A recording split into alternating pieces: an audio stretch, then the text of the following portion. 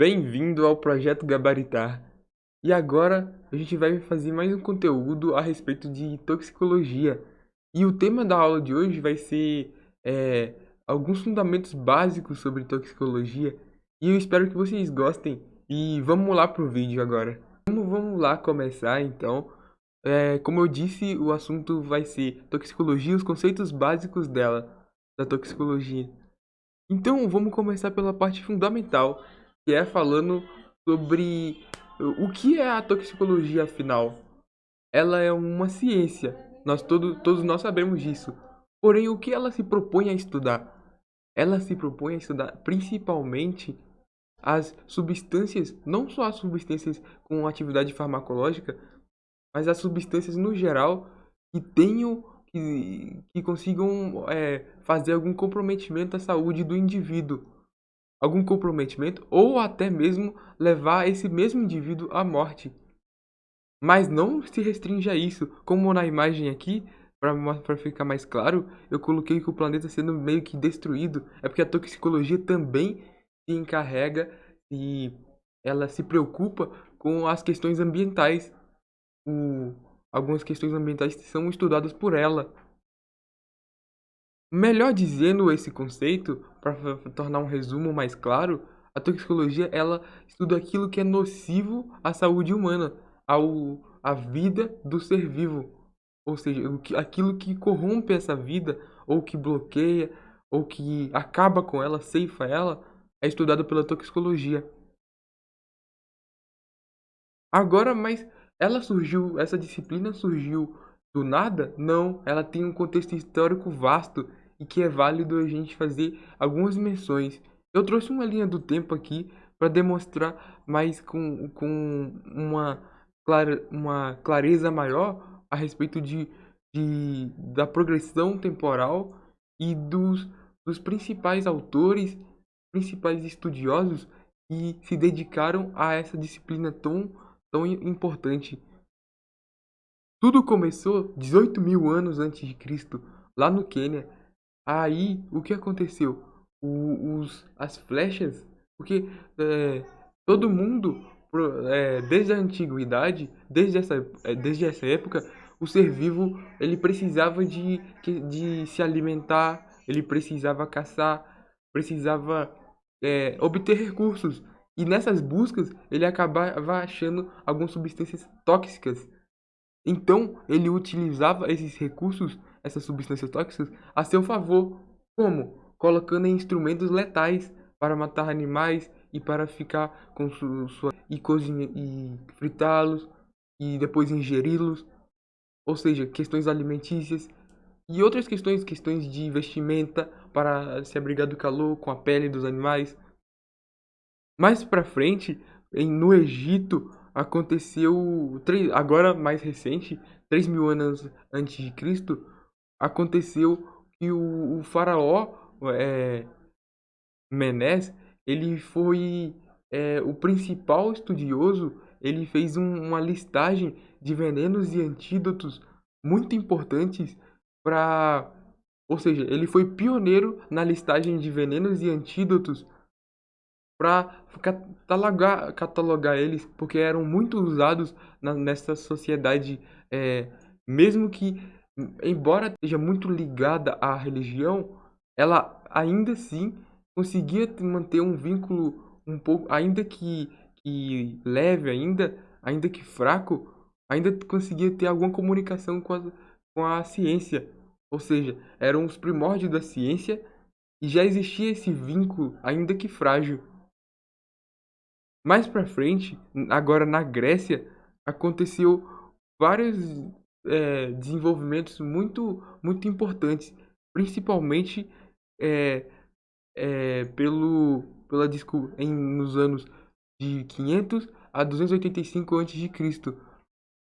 Para ter uma ideia de como eles achavam essa questão mística, essa questão de descoberta de efeitos e efeitos e qualidades das substâncias do mundo natural, eles faziam com que tudo aquilo que rodeava eles determinavam um deus para aquilo. Ou seja, existia o deus do fogo, existia o deus da paixão, existia o deus de tudo, inclusive a deusa da bruxaria, que era a Hecate, que tinha um pouco de relação com a farmacologia, porque tudo que era taxado de bruxaria, pô, quando você tivesse um efeito, se você melhorasse tomando ou ingerindo alguma substância do mundo natural, aquilo era taxado de bruxaria, ou seja, de alguma magia negra, mas na verdade não. E aí já dava para ter uma prévia de como da perspicácia dos gregos em desenvolver, em pensar pelo menos na viabilidade de criar uma disciplina e de criar e de entender essas drogas e de entender essa a toxicidade do mundo que o cerca. Outro exemplo muito relevante e muito ímpar na história seria a morte do Sócrates. O Sócrates era uma pessoa normal, porém ele era muito influente, ele se opunha ao governo, porque ele não queria aceitar, ele não se opunha, ele se opunha ao Estado grego, na verdade, que recusava a prestar culto aos deuses deles. Além disso, ele também não tinha muito interesse e também ele fazia apologia e fazia convencia as pessoas para abrir sua mente, ou seja, ele era um estudioso e tinha uma visão política muito elaborada, o que com certeza acabava abalando as autoridades da época, o que fez com que ele fosse condenado por crime contra o Estado grego, e morreu envenenado por um veneno chamado cicuta. E esse veneno foi fatal para ele. Ele morreu ingerindo uma taça desse veneno e foi fatal. Porém, ele tinha a possibilidade de, de recusar e de se livrar dessa sentença. Porém, ele resolveu, ele não quis se livrar porque essa libertação seria com uma condição, e essa condição ele não queria arcar com ela, queria renegar tudo aquilo que ele ensinou na sua época e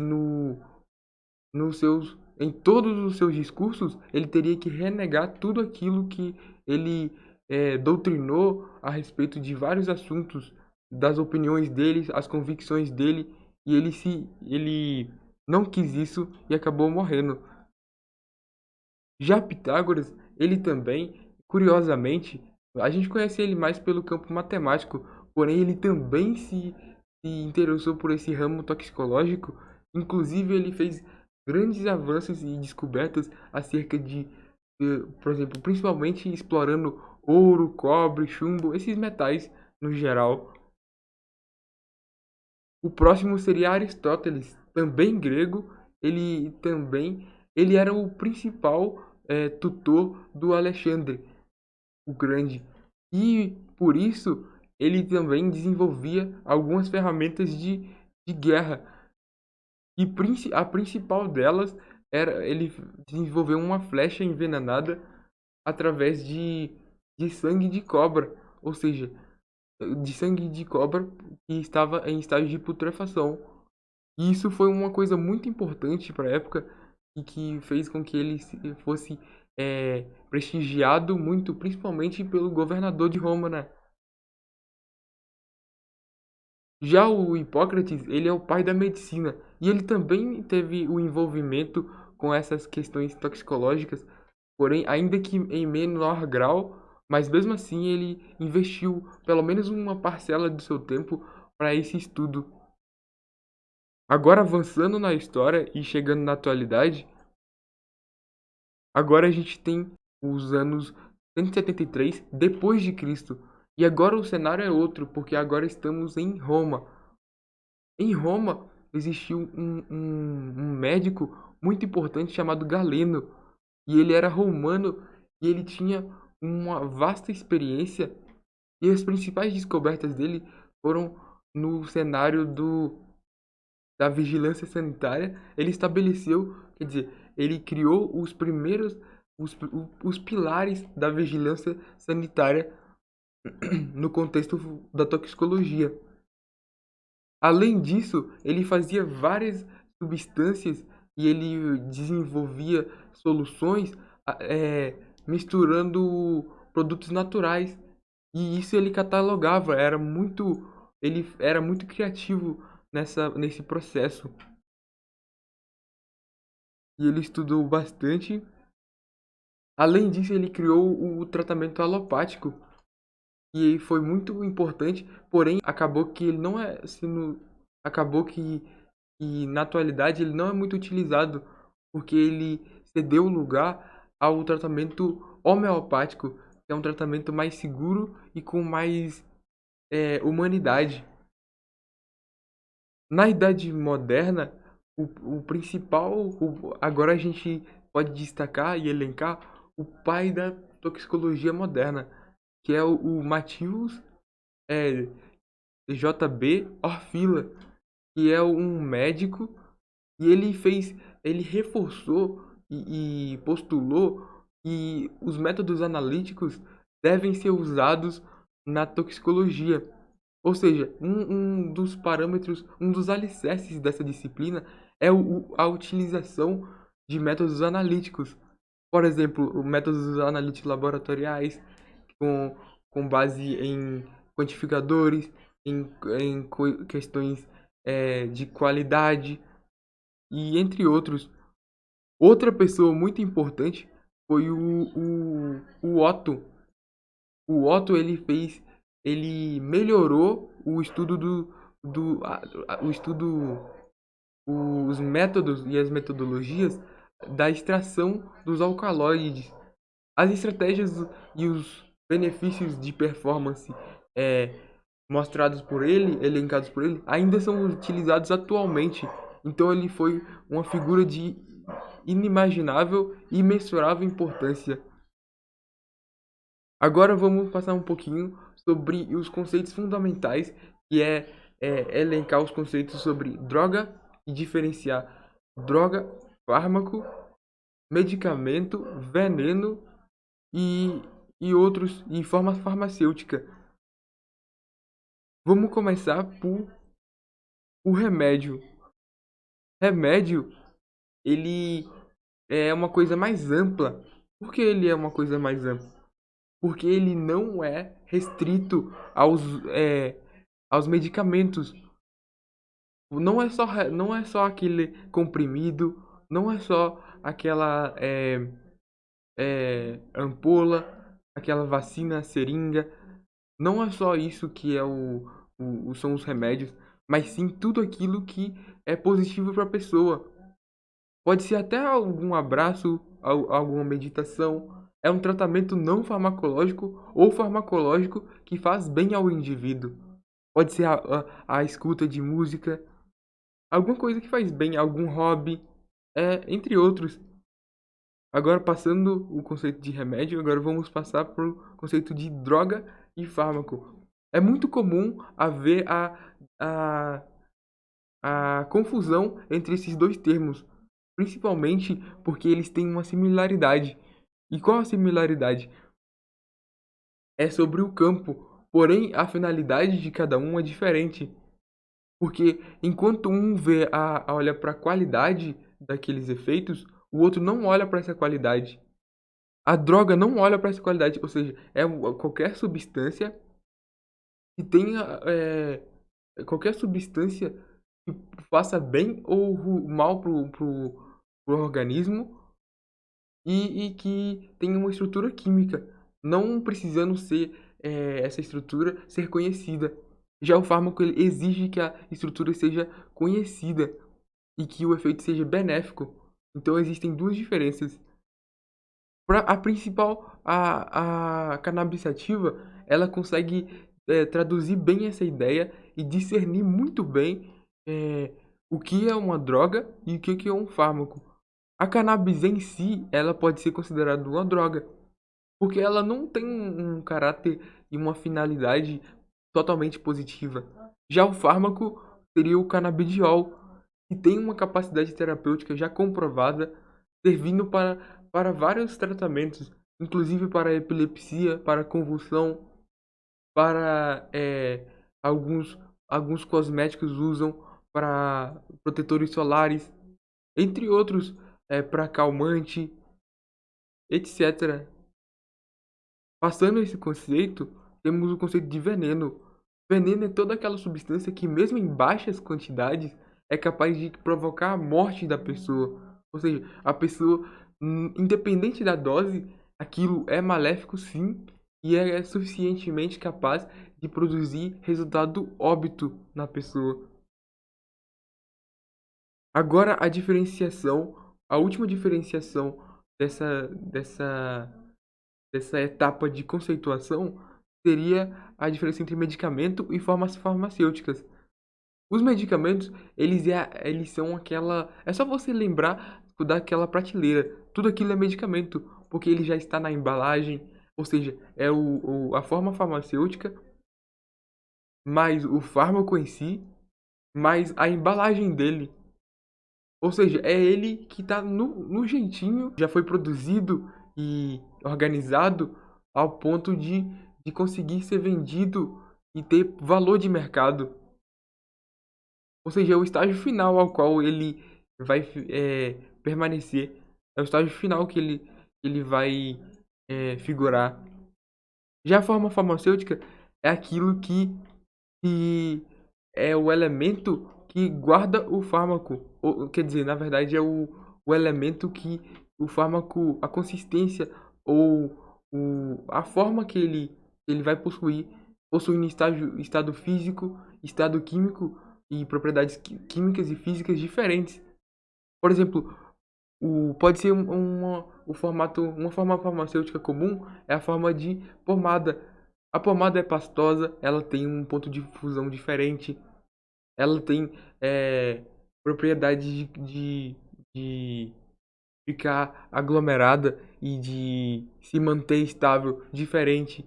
O comprimido, ele já é mais sólido, ele tem um ponto de fusão também diferente, ele tem propriedades de, de solubilização totalmente diferentes.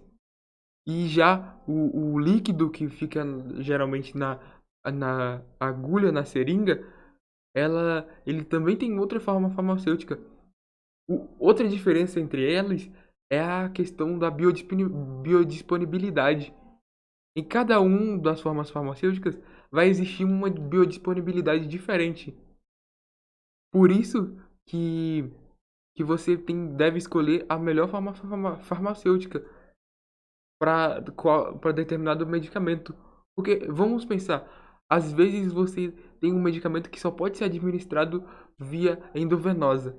Qual forma farmacêutica? Qual é como se fosse o transporte. Qual o transporte, qual o veículo que você vai querer e injetar nesse paciente?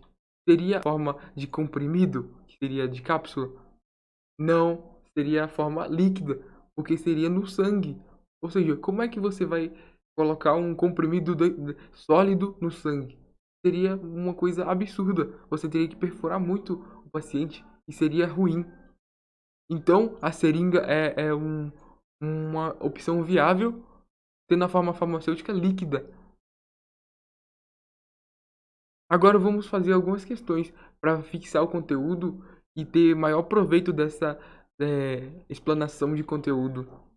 E ver se vocês estão acompanhando e estão absorvendo os conteúdos trazidos por essa videoaula.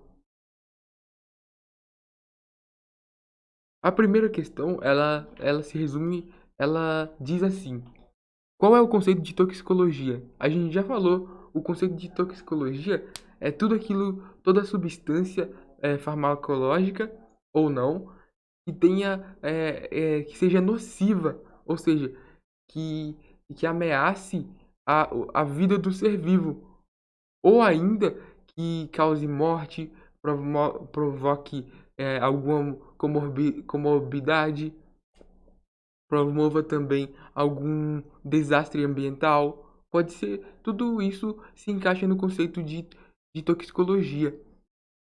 E ela precisa de ser pautada nos fatores de detecção, identificação e também os fatores quantitativos, porque sem isso ela não vai conseguir cumprir o seu papel da maneira adequada, porque ela vai ter subsídios deficientes.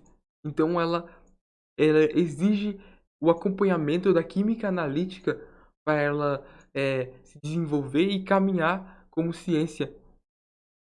Agora, essa pergunta ela terminou por aí? Não, ela tem mais um questionamento, que seria, ela abrange estritamente as substâncias químicas de modo geral? E não, ela também aqui é um detalhe importantíssimo, porque ela também abrange algumas radiações, alguns comprimentos de onda, algumas, alguns tipos de luzes são testadas também sob o crivo da toxicologia para saber se elas são aceitas, se elas podem ser aceitas como tratamento terapêutico ou não. Ou seja, antes disso, sempre é avaliado a toxicidade desses comprimentos de onda ou desses fármacos radioterápicos.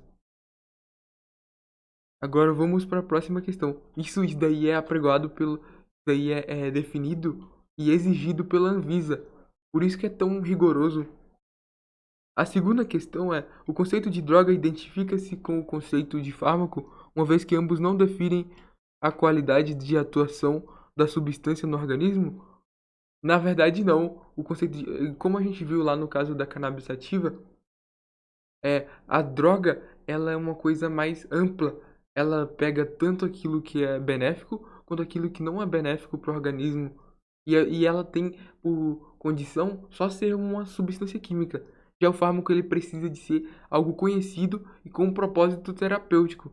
Então a qualidade da atuação, ela pretende gerar uma qualidade benéfica ao organismo. Então a atuação do fármaco se distingue nesses dois parâmetros. Então é falso. Vamos assinalar aqui como sendo falso.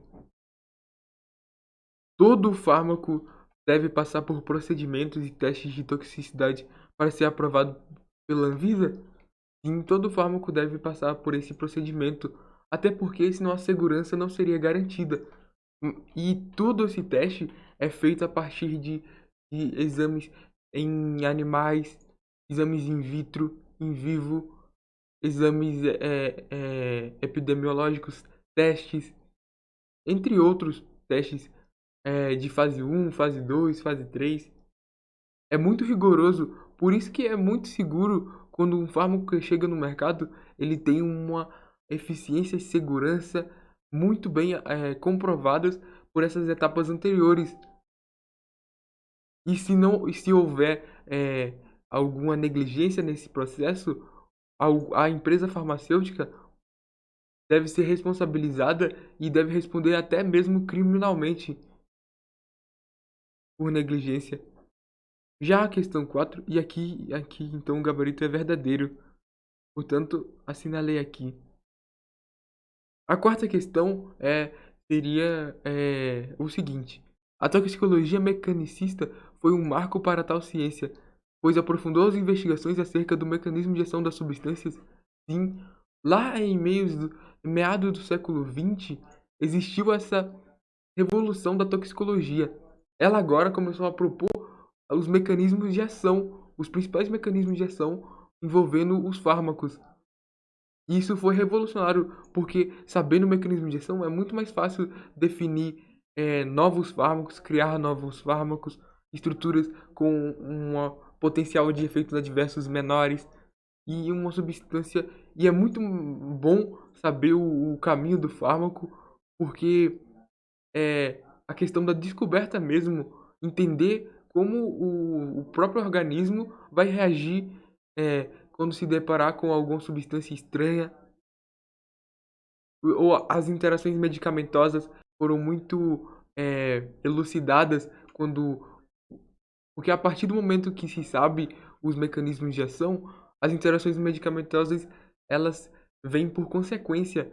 Você consegue associar e conseguir fazer analogias e relações com base nesses estudos prévios e com base nessa descoberta, nessa elucidação. Já a questão, então aqui a resposta é verdadeira. A questão 5 fala o seguinte: a parte geral da medicina legal inclui a toxicologia. O item já está errado na raiz dele, ele já está errado. Ou seja, como é que ele vai ter bons frutos se a raiz já mata o item? Então, a resposta já é falsa. Porém, vamos prosseguir na leitura do item, porque ele pode agregar alguma informação inovadora para a gente, e a gente pode contestar ele mais ainda, ou concordar com ele em algum aspecto. A qual estabelece os recursos tecnológicos de detecção, identificação e quantificação de substâncias em fluidos ou materiais biológicos de cadáveres para que a causa-morte seja definida. E sim, a medicina, porém, não é a parte da medicina legal geral, é a parte especial que cuida disso, porque a geral cuida mais do, do, do que o médico legal e das questões técnicas da profissão de médico legal, as questões mais técnicas e de ingresso na profissão, de, de regimes e outros assuntos mais peculiares, mais relacionados, não muito específicos e não muito relacionados à intoxicação e a envenenamento, como a toxicologia gosta de abordar. Então é falso o item, porém a segunda parte dele é verdadeira sim. A identificação e a quantificação de substâncias era principalmente relacionada para entender a causa-morte. Porém agora existe o uso e a aplicação da toxicologia em outros âmbitos, principalmente o âmbito esportivo. Ou seja, no âmbito esportivo não é necessariamente que a pessoa esteja morta e se ela, uma vez não estando morta, ela não há o que se falar em verificar foi a causa-morte. Portanto, o que é visualizado e utilizado, essa ciência ela é utilizada no meio esportivo, principalmente para a identificação de doping. No meio ambiental é muito utilizada para para analisar a amplitude de catástrofes ambientais, a prevenção para ver se aquele determinado cenário é bom ou ruim, ou está encaminhando para uma catástrofe, para um acidente. Ou seja, vários aspectos podem surgir conforme a toxicologia vai ganhando seu espaço e vai sendo utilizada em outras coisas além da definição de causa-morte. Agora, a última questão, ó, eu vou ler aqui. Eu já tô ficando com a voz falhando, mas bora prosseguir. É prescindível o uso de instrumentos analíticos nas análises toxicológicas, uma vez que, de acordo com o Paracelsus, a exploração e a observação são essenciais. Aqui é um item totalmente contraditório, mas muito cuidado, porque essa palavra aqui, ela é muito usada pelas bancas e ela é uma palavra que, se você não souber, você pode incorrer, você pode errar essa questão por uma mera distração, por uma mera é, ausência de sabedoria. E aí, afinal, qual o significado dela? É prescindível, é que é facultado, ou seja, não é preciso. Não é preciso o uso de instrumentos analíticos nas análises toxicológicas? Errado. É preciso sim. Então é imprescindível. Quer dizer que é necessário. Ou seja, é bom esquematizar depois. Esquematize no caderno. Prescindível é igual não precisa. E imprescindível é igual a precisa, é necessita. Ou seja, é exigência. E então o item já está errado. Na raiz também. Porém, a segunda parte da construção do item está corretíssima, porque Paracelsus ele foi o cara lá que fez a afirmação sobre o que a diferença entre o veneno e um fármaco é a questão da dose do remédio para o fármaco, do remédio para um veneno, é somente a dose, porque a dose ela tem um poder muito grande em discernir qual aquele efeito terapêutico, ela é um limiar, é uma barreira entre o se você aplicar uma dose alta, você pode provocar efeitos negativos, ou seja, aquele mesmo fármaco pode ser um veneno. Já aplicando doses mais baixas e doses dentro da janela terapêutica, você consegue ter efeitos apropriados e terapêuticos e convenientes para tratamento de doenças ou comorbidades. Bom, e esse foi o vídeo. Nós falamos um pouco a respeito de toda a toxicologia, principalmente batendo naqueles conteúdos mais basilares, aqueles conceitos que a gente não deve esquecer jamais, que vai percorrer nosso estudo ao longo de toda essa matéria. Então, espero que vocês tenham gostado. Deixem um like e façam algum comentário, alguma dúvida, eu posso estar respondendo. E alguma sugestão de próximos vídeos, formato de vídeo e tudo isso. Obrigado e fique com Deus.